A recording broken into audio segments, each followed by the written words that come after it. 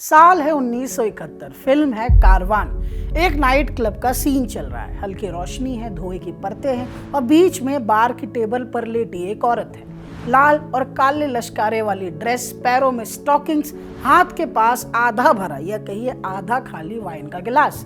Camera धीरे धीरे ऊपर उठता है, बड़े नारंगी झुमकों पर ठहरता है, फिर आंखों तक आता है। नीली आई शैडो से सजी वो आंखें जैसे किसी का इंतजार कर रही हो। और तभी आशा भोसले की आवाज हवा में तैरते हुए आती है, पिया तू अब तो आजा। और फिर एक पुकार सुनाई देती है, मोनिका ओ माय डार्लिंग। ये सिर्फ एक गाना नहीं था, ये एक एंट्री थी। एंट्री बॉलीवुड की ओरिजिनल आइटम गर्ल की एंट्री, हेलन रिचर्डसन खान की। लेखक जेरी पिंटो अपनी किताब Helen the life and times of an H bomb में लिखते हैं, शायद ऐसा पहली बार हुआ था जब किसी फिल्म को एक गाने ने हिट कर दिया। लोग फिल्म देखने नहीं, हेलन का गाना देखने जाते थे, टिकट लेते थे, एक बार नहीं, दो दो तीन तीन बार। और जैसे ही गाना खत्म होता, थिएटर की कुर्सियां भी खाली हो जाती। ब्लैक में कैसेट्स बिकती थी, कॉलेजों में उनकी तस्वीरों की सीक्रेट मैगजीन घूमती थी। मगर यही हेलन, जिनके बिना 60s और 70s की फिल्में अधूरी लगती थी, जिन्हें कभी सेक्स सिंबल कहा गया, कभी एच-बॉम्ब कहा गया, अपनी जिंदगी में भी किसी फिल्म की अदाकारा से कम नहीं थी। वही हेलन जो जब 3 साल की थी तो जापानी जहाजों से गिरते बमों से बाल बाल बची, 9 महीनों तक बर्मा से हिंदुस्तान का एक खौफनाक सफर तय किया, मौतें देखी, लोगों की, अपने पिता की, अपने छोटे भाई की। वही हेलन जिन्होंने महज 19 साल की उम्र में अपने से 27 साल बड़े डायरेक्टर से शादी की और बाद में उसी डायरेक्टर को अंडरवर्ल्ड डॉन से धमकी दिलवाई। वही हेलन जिन्हें मौका देने वाली कुकुमोरे खुद उन्हें मौका देने के बाद अपनी इंडस्ट्री से पहचान खोती चली गई। वही हेलन जिन्होंने सलीम खान से दूसरी शादी की और फिल्म फेयर में लाइफ टाइम अचीवमेंट अवार्ड भी जीता। नमस्कार, मेरा नाम है अमन, आप देख रहे हैं खबर गांव और आज रफ कॉपी में बात H-bomb the original item girl Helen की।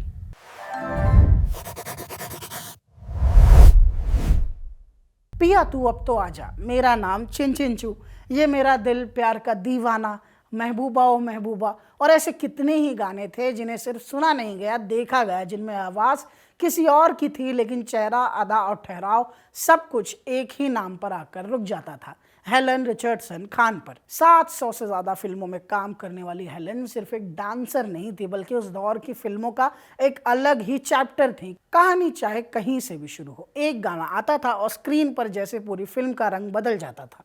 लोग प्लॉट भूल जाते थे लेकिन वो 2-3 मिनट याद रह जाते थे। यहाँ कैमरा सिर्फ हेलन को देख रहा होता था और पूरा हॉल सिर्फ उसी के लिए ठहरा होता था। लेकिन ये ठहराव, ये पहचान, ये हेलन बन जाना इतना सीधा नहीं था। असल में हेलन के हेलन बनने की शुरुआत उनकी जिंदगी के बहुत पहले हिस्सों में शुरू हो चुकी थी। हेलन का जन्म हुआ साल 1939 के बर्मा में, सेकेंड वर्ल्ड वॉर शुरू होने से करीब 1 महीने पहले। वही जंग जिसने उनके और उनके परिवार की जिंदगी को बदल कर रख दिया। उनके पिता फ्रेंच थे, माँ मार्लेन फ्रांको बर्मीज पृष्ठभूमि से थी, जिनकी जड़ों में स्पेन और बर्मा दोनों शामिल थे। पहले पति की मौत के बाद उनकी माँ ने एक ब्रिटिश अफसर रिचर्डसन से शादी की और आगे चलकर हेलन ने यही सरनेम अपनाया, रिचर्डसन। हेलन ने अपने इंटरव्यूज में इस दौर के बारे में बताया और जेरी पिंटो अपनी किताब Helen the life and times of an H bomb में इस सफर को विस्तार से लिखते हैं। दिसंबर 1941 था। रंगून जापानी विमानों ने शहर पर बमबारी शुरू कर दी थी। उस समय हेलन की मां मार्लिन जल्दी जल्दी कुछ जरूरी सामान पैक कर रही थी। एक हाथ में छोटा बेटा था और साथ में 3 साल की बेटी हेलन।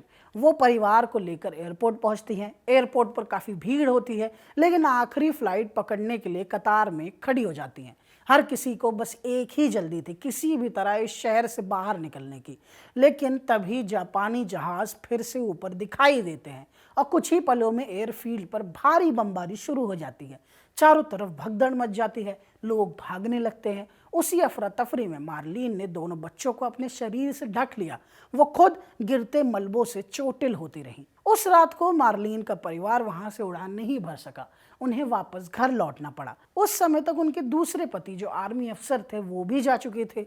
शहर में रहना हर दिन मुश्किल होता जा रहा था। इसके बाद उन्होंने अपने कुछ परिचितों के साथ भारत की तरफ पैदल निकलने का फैसला किया। यह सफर ऊपरी बर्मा से आसाम तक का था। कई महीनों तक चला, करीबन 9 महीने। उस समय हेलन की उम्र करीब 3 साल थी। जैसे हमने बताया, लोग चलते रहे जंगलों से, पहाड़ियों से और सैकड़ों गांवों से होकर। रास्ता तय नहीं था, बस आगे बढ़ना था किसी भी तरह जान बचाने के लिए। उनके पास पैसे नहीं थे, खाना बहुत कम था, कपड़े भी गिने चुने थे। जो मिला रास्ते में मिला। कभी किसी गांव वाले ने थोड़ा खाना दे दिया, कभी किसी ब्रिटिश सोल्जर ने मदद कर दी, कहीं ट्रांसपोर्ट के लिए, कहीं थोड़ा राशन दे दिया।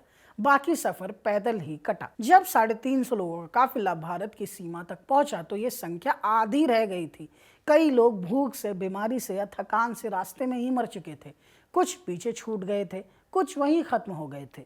इस सफर के दौरान हेलन की मां का गर्भपात भी हो गया और अगर इतना काफी नहीं था तो उनका छोटा भाई जो पूरे सफर में उनके साथ था, वो बाद में कलकत्ता में चेचक की वजह से नहीं बच पाता, मर जाता है। हेलन ने 1960 में फिल्म फेयर को दिए एक इंटरव्यू में एक घटना का जिक्र किया। बर्मा से हिंदुस्तान के सफर के दौरान वो एक गांव पर पहुंची जहां जापानी सेना पहले ही बमबारी कर चुकी थी।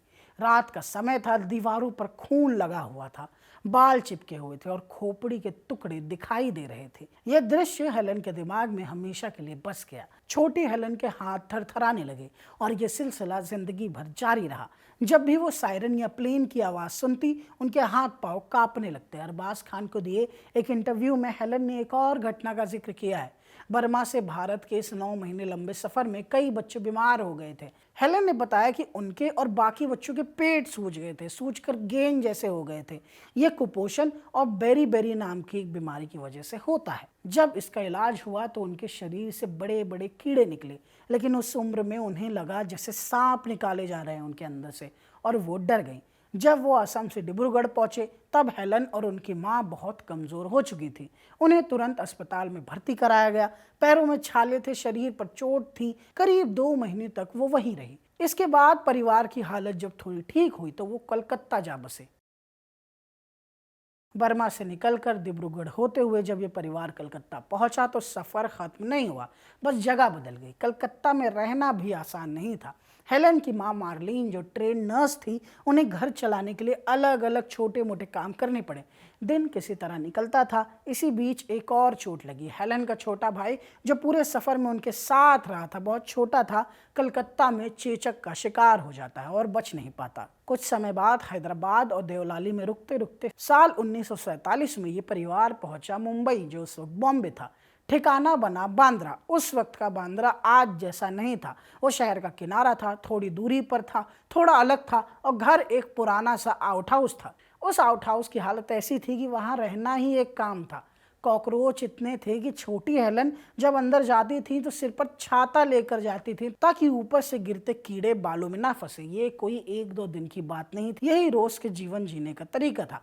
घर में चीजें कम थी, खिलौने खरीदने का सवाल ही नहीं होता, तो हेलन अपने खिलौने खुद बनाती थी झाड़ू की लकड़ियों से। स्कूल जाती थी बांद्रा के सेंट जोसेफ कॉन्वेंट में, लेकिन वहां भी अपने कपड़े नहीं थे, किसी और के पुराने यूनिफॉर्म पहनकर।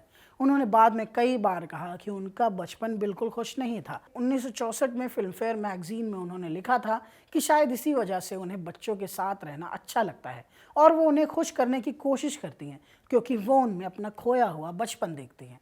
लेकिन ये बचपन जल्दी ही रुक गया। 12 साल की उम्र में जब वो अभी 3rd स्टैंडर्ड में ही थी, स्कूल छोड़ना पड़ा। वजह सीधी थी, घर के लिए कमाना था, और यहीं से शुरुआत हुई डांस की। पर यह कोई शौक की तरह नहीं था। लंबे लंबे प्रैक्टिस के घंटे होते थे और बाहर दोस्त खेल रहे होते थे। मन बार बार उधर चला जाता था। उन्होंने खुद कहा है कि उन्हें वो प्रैक्टिस पसंद नहीं थी। कई बार वो उससे बचना चाहती थी, लेकिन उनकी माँ का तरीका साफ था। हाथ में एक छड़ी रहती। जब हेलन का ध्यान हटता तो वो वापस प्रैक्टिस पर ले आती। खालिद महमूद को दिए इंटरव्यू में जब हेलन इस दौर को याद करती हैं तो कहती हैं अगर उनकी माँ इतनी सख्त नहीं होती तो शायद वो बस यूं ही जिंदगी निकाल देती। हेलन बॉलीवुड की ओरिजिनल आइटम गर्ल मानी जाती है, लेकिन पहली आइटम गर्ल का ताज अक्सर कुकू मोरे को दिया जाता है। कुकू भी हेलन की तरह एंग्लो इंडियन थी। 1940s और 50s में कुकू मोरे हिंदी सिनेमा की सबसे ज्यादा डिमांड में रहने वाली डांसर थी, और यही कुकू हेलन के फिल्मी सफर का पहला दरवाजा भी बनी। हेलन की मां मार्लिन के कुछ संपर्क हिंदी फिल्म इंडस्ट्री में थे। उन्हीं में से एक का नाम था कुकू। कुकू ने मुजरिम और पहली नज़र जैसी फिल्मों से पहचान बनाई थी और अगले कुछ सालों में वो दर्जनों फिल्मों में नजर आई। अनोखी अदा, पतंगा, आंखें जैसी फिल्मों में उनका काम लगातार दिखता रहा। यही कनेक्शन आगे काम आया। मार्लिन ने कुकू को एंग्लो इंडियन होने के नाते हेलन को काम दिलाने की बात रखी। इसी वजह से कुकू ने कहा कि हेलन को डांस सीखना चाहिए। उनके कहने पर हेलन को रत्ती बाबू के पास मणिपुरी डांस सीखने भेजा गया। बाद में हेलन ने भी बताया कि उन्होंने कथक और भरतनाट्यम की ट्रेनिंग भी ली कोरियोग्राफर पीएल राज से। कुछ ही समय में कुकू की मदद से हेलन को फिल्मों में छोटे छोटे काम मिलने लगे। अक्टूबर 1952 में जब उनकी उम्र करीब 13 साल ही थी, उन्होंने कोरस डांसर के तौर पर काम शुरू किया। कोरस जब पीछे 20-25 लोग नाच रहे होते तो उनमें से एक डांसर। फिल्म फेयर में लिखे अपने एक लेख में उन्होंने बताया कि वो 9 महीनों तक कोरस में डांस करती रही और उसी दौरान लीड डांसर को देखती और सोचती कि एक दिन वो भी उनकी जगह डांस कर पाएंगी। अगर पुराने गानों को ध्यान से देखा जाए तो शबिस्तान, खजाना, अंबर, बदनाम, नजरिया और रंगीला जैसी फिल्मों में भीड़ के बीच 20-30 लड़कियों के ग्रुप में हेलन को देखा जा सकता है। हेलन ने 1964 को फिल्म फेयर मैगजीन को दी एक इंटरव्यू में बताया कि एक बार कोरस गाने में ढोलक बजाने वाली लड़की के क्लोजअप के लिए सबको ट्राई किया गया। 15-20 लड़कियां थी, लेकिन किसी से भी ठीक से नहीं हो रहा था। आखिर में सबसे छोटे होने की वजह से, जिन्हें पहले ट्रायल भी नहीं किया गया था, हेलन को बुलाया गया और उन्हें वो शॉट ठीक ठाक कर लिया। वही उनका पहला ठीक ठाक क्लोजअप माना जाता है। जेरी पिंटो अपनी किताब Helen the life and times of an H bomb में कहानी का दूसरा हिस्सा बताते हैं। जैसे जैसे हेलन को काम मिलने लगा, वैसे वैसे इंडस्ट्री का फोकस बदलने लगा और धीरे धीरे कुकू को पीछे हटना पड़ा। जो डांसर कभी सबसे आगे थी, उन्हें काम कम मिलने लगा। उनकी ज़िंदगी में बड़ा बदलाव आया और यहाँ एक बात बार बार सामने आती है। जब कुकू को सहारे की ज़रूरत थी, तब हेलन उनकी मदद नहीं कर सकी, जिसका मलाल हेलन को हमेशा रहा। उन्होंने अरबाज खान को दिए इंटरव्यू में भी इसे माना। 50 के दशक के सालों की तस्वीरों में 11 साल की हेलन बहुत छोटी दिखती हैं। यही बात उनके काम में भी सामने आती है। फिल्म बदनाम में उन्हें एक डुएट डांस के लिए चुना गया। यह उनके लिए कोरस से आगे बढ़ने का मौका था, लेकिन सेट पर पहुंचने के बाद मामला अटक गया। जेरी पिंटो की किताब में हेलन खुद बताती हैं कि जब वो तैयार होकर सेट पर पहुंची तो डायरेक्टर ने उन्हें देखकर मना कर दिया। वजह यह थी कि वो उस रोल के लिए बहुत छोटी लग रही थी। ये सुनकर वो रो पड़ी। इसके बाद यूनिट के कुछ लोग, कैमरामैन, हेयर ड्रेसर और मेकअप आर्टिस्ट उन्हें वापस मेकअप रूम में लेकर गए। वहां उन्हें फिर से तैयार किया गया। उन्हें पैडिंग दी गई ताकि वो उम्र में थोड़ी बड़ी लगे। यहाँ तक कि उन्हें पैडेड ब्रा भी पहनाई गई। मेकअप थोड़ा और भारी किया गया। लुक बदला गया। जब वो दोबारा सेट पर गई तो इस बार डायरेक्टर ने उन्हें मंजूर कर लिया। उन्होंने वही डांस किया और उसी के बाद धीरे धीरे उन्हें डुएट डांस मिलने लगे। कोरस डांसिंग यहीं से खत्म हो गई। हेलन का पहला सोलो डांस आया 1954 में रिलीज हुई फिल्म अलिफ लैला में। ये वो समय था जब वो कोरस से निकलकर अलग पहचान बनाने की कोशिश कर रही थी। इस फिल्म के बाद काम के छोटे छोटे मौके मिलने लगे और फिर होती है एक मुलाकात जो उनकी करियर को पूरी तरह बदल कर रख देती है। नवंबर 1954 के एक दिन हेलन बांद्रा के अपने छोटे से घर में आराम कर रही थी। तभी एक लंबी लिमोजीन आकर खड़ी होती है। एक आदमी अंदर आता है और हेलन की मां से कहता है कि प्रोड्यूसर पीएन अरोड़ा ने हेलन को अपने ऑफिस में बुलाया है। हेलन बाद में इंटरव्यू में इसका जिक्र करती है। मैं इतनी खुश थी कि कुछ नहीं कह पाई, क्योंकि मुझे लगा कि ये मेरे लिए एक बड़ा मौका हो सकता है और मेरा अंदाज़ा सही निकला। ऑल इंडिया पिक्चर्स ने मुझे हूर ए अरब में एक छोटा रोल देने के लिए साइन कर लिया। इसके बाद प्रोड्यूसर डायरेक्टर पीएन अरोरा के साथ उनका काम शुरू हुआ। पीएन अरोरा ही बाद में उनके पति बनते हैं। हूर ए अरब, नीलोफर, खजांची, सिंदबाद, अली बाबा और अलादीन और दिल दौलत दुनिया जैसी फिल्मों में वो नजर आई, लेकिन इन फिल्मों में उन्हें वो पहचान नहीं मिली जिसका इंतजार था। और अभी भी हेलन अपने पहले बड़े ब्रेक का इंतजार कर रहे थे। इस दौरान वो लगातार काम करती रही, एक फिल्म से दूसरी फिल्म, एक डांस से दूसरा डांस। फिर 1957 में बारिश आती है। इस फिल्म में उनका गाना मिस्टर जॉन बाबा खान काफी चलता है, लेकिन फिर भी वो गाना जिसे उनकी पहचान बनना था अब तक आया नहीं था।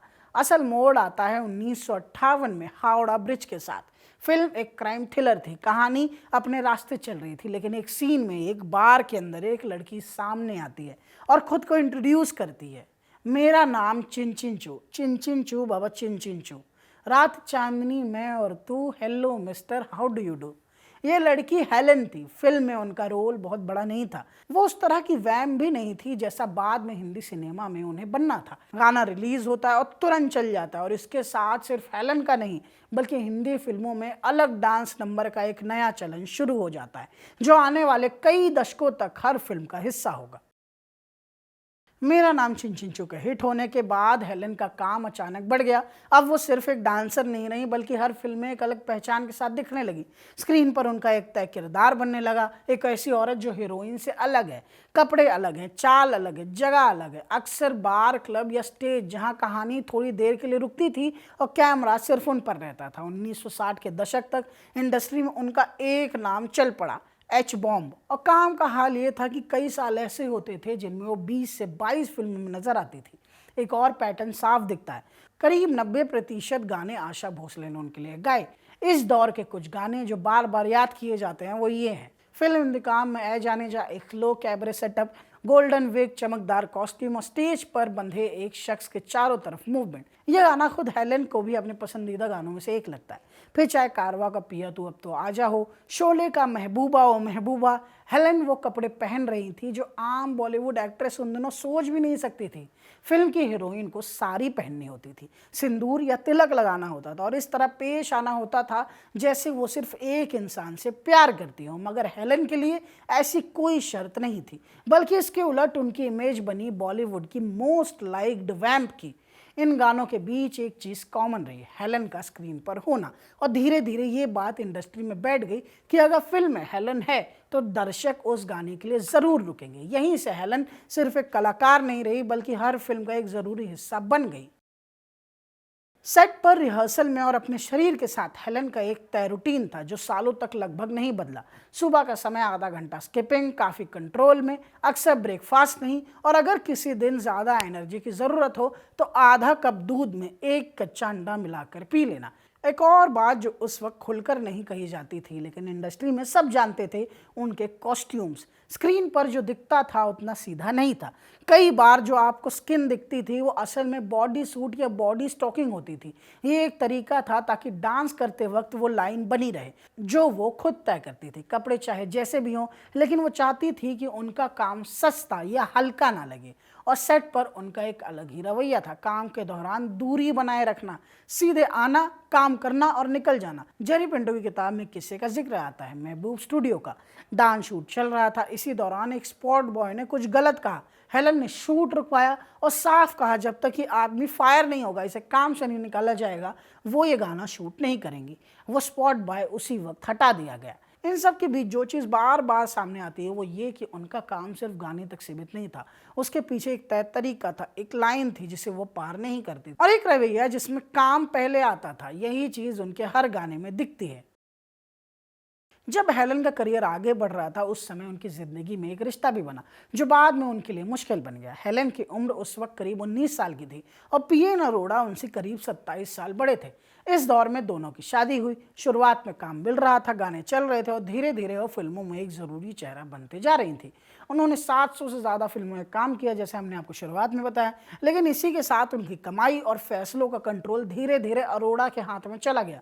1960s और शुरुआती 70s जब हेलन सबसे ज़्यादा काम कर रही थी, एक साल में 20-22 फिल्में, उस वक्त उनकी सारी कमाई अरोड़ा के हाथों में होती थी।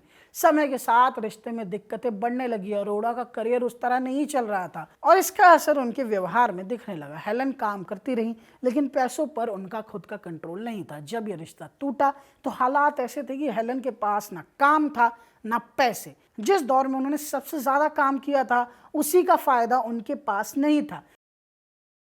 इसी समय उन्होंने मदद मांगी दिलीप कुमार से। दिलीप कुमार ने उन्हें एक चिट्ठी दी और कहा कि वो इसे लेकर जाएं करीम लाला के पास। करीम लाला, जिनका असली नाम अब्दुल करीम शेर खान था, 1920 के दशक में बॉम्बे के बड़े क्राइम बॉस में गिने जाते थे।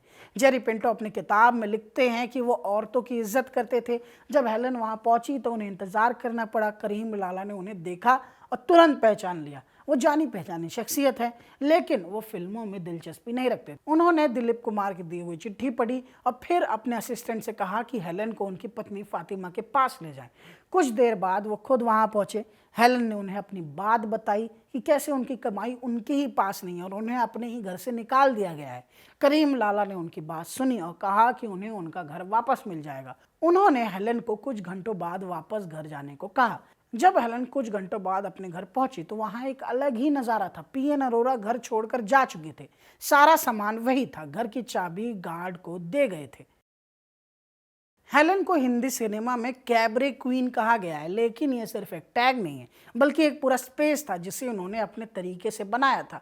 1960 से 80s के बीच फिल्मों में कैबरे सिर्फ डांस नहीं होता था, ये कहानी के अंदर एक अलग दुनिया का दरवाज़ा होता था। जैसे ही हेलन स्क्रीन पर आती सेट बदल जाता। घर से बाहर सीधे क्लब, बार या होटल का होता। मेरा नाम चिन चिन चू से शुरुआत हुई थी, वो आगे चलकर पैटर्न बन गई। इंतकाम फिल्म के ए जाने जा गाने में उनका स्लो स्टेज पर चलता हुआ डांस हो या फिर आज की रात कोई आने को है का सेटअप, हर बार उनका डांस कहानी को रोकता नहीं था बल्कि उसे दूसरी दिशा दिखाता था। फिल्म डॉन के गाने ये मेरा दिल प्यार का दीवाना में जब वो दरवाजे पर खड़ी होकर मूव करती हैं तो वो सिर्फ एक परफॉर्मेंस नहीं दे रही हैं बल्कि सालों का बनाया हुआ स्टाइल दिखा रही हैं।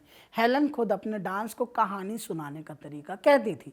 उनके हर गाने में एक छोटा सा नैरेटिव होता था। शुरुआत होती थी, ठहराव होता था और एक एंड होता था, परफेक्ट एक स्टोरी की तरह।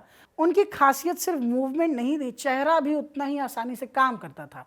एक ही गाने में मजाक भी होता था, इशारा भी होता था, दूरी और करीब आने का खेल सब साथ में चलता था।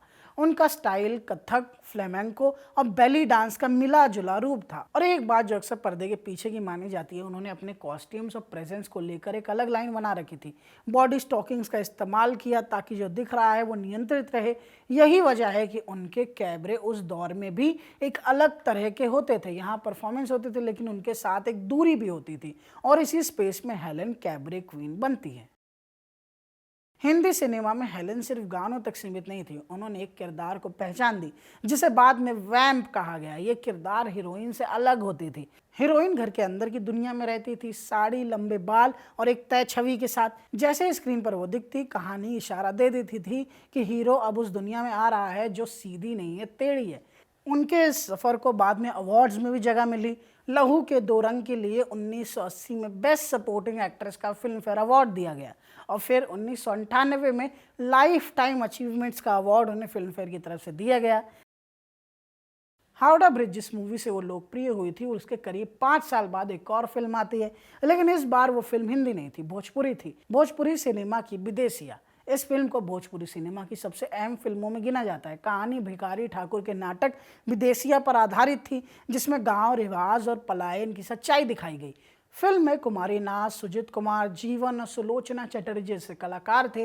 लेकिन यहाँ एक दिलचस्प बात यह है कि इस फिल्म में हेलन का भी एक गाना था। गाने का नाम था हम में दुनिया करेला बदनाम और इस गाने में हेलन एक अलग रूप में दिखती है। वो क्लब और वेस्टर्न कपड़े में नहीं है, यहाँ वो घाघरा चोली में है, नौटंकी के सेटअप में पूरी तरह भोजपुरी स्टाइल में डांस करती हुई। ये वही हेलन है जिन्हें आमतौर पर वेस्टर्न डांस, क्लब और कैबरे से जोड़ा जाता है, लेकिन यहाँ वो उसी सहजता से लोक अंदाज में नजर आती है और यही गाना फिल्म का एक अहम हिस्सा बन जाता है। कई लोग मानते हैं कि इस गाने के बिना फिल्म अधूरी लगती है और यही वजह रही कि फिल्म जब रिलीज हुई तो हीरो हीरोइन से ज़्यादा नाम हुआ हेलन का।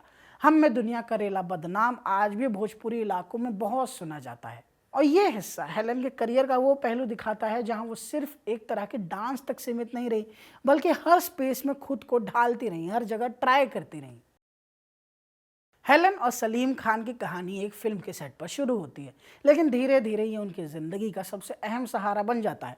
दोनों की पहली मुलाकात हुई थी फिल्म कबली खान के सेट पर। उस समय सलीम खान एक्टर के तौर पर अपनी जगह बनाने की कोशिश कर रहे थे और इस फिल्म में उन्होंने विलेन का रोल निभाया था, जबकि हेलन भी एक साइड रोल कर रही थी। उस दौर में मुलाकातें होती रहीं, बातचीत होती रही, लेकिन रिश्ता नहीं बना था, वो सीमित था क्योंकि उस वक्त हेलन पीएन अरोरा के साथ शादीशुदा थी और वही उनकी जिंदगी और करियर दोनों को संभाल रहे थे। 60 के दशक के आखिर तक सलीम खान जावेद अख्तर के साथ मिलकर सलीम जावेद की जोड़ी का हिस्सा बन चुकी थी। उनकी लिखी फिल्में चल रही थी और इंडस्ट्री इंडस्ट्री में उनका असर बढ़ रहा था।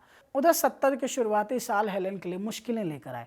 अरोड़ा के साथ उनका रिश्ता खत्म हुआ और उसके साथ ही उनकी आर्थिक आधार भी चला गया। वो ऐसे दौर में चली गई जहां उनके पास काम नहीं था, पैसे नहीं थे और इंडस्ट्री के ज़्यादातर लोग दूरी बनाए हुए थे। यहीं पर सलीम खान ने उनका साथ दिया। उन्होंने सिर्फ दिलासा नहीं दिया बल्कि काम भी दिलाया।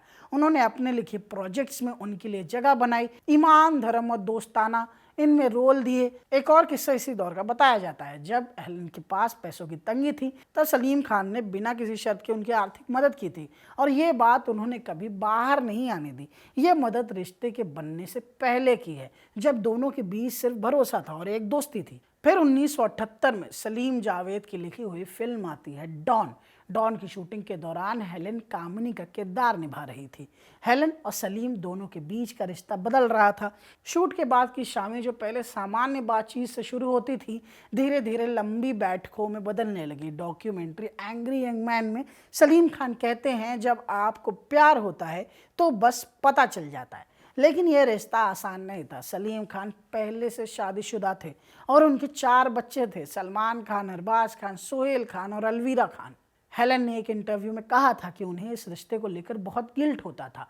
वो कई बार इस रिश्ते से पीछे हटना चाहती थी, लेकिन हालात और एहसास दोनों उन्हें वापस वहीं ले आते थे। सलीम खान ने इस रिश्ते के बारे में सबसे पहले अपनी पत्नी सलमा खान को बताया। उन्होंने खुद कहा कि वो नहीं चाहते कि ये बात उन्हें किसी फिल्म मैगजीन से पता चले। उन्होंने अपने बच्चों को भी बिठाकर साफ साफ कहा कि उनकी ज़िंदगी में एक और इंसान है और उन्होंने उससे शादी कर ली है। उन्होंने बच्चों से ये उम्मीद नहीं रखी कि वो उसे माँ की तरह माने, लेकिन ये ज़रूर कहा कि उसका सम्मान करे। साल 1981 में हेलेन और सलीम खान ने शादी कर ली।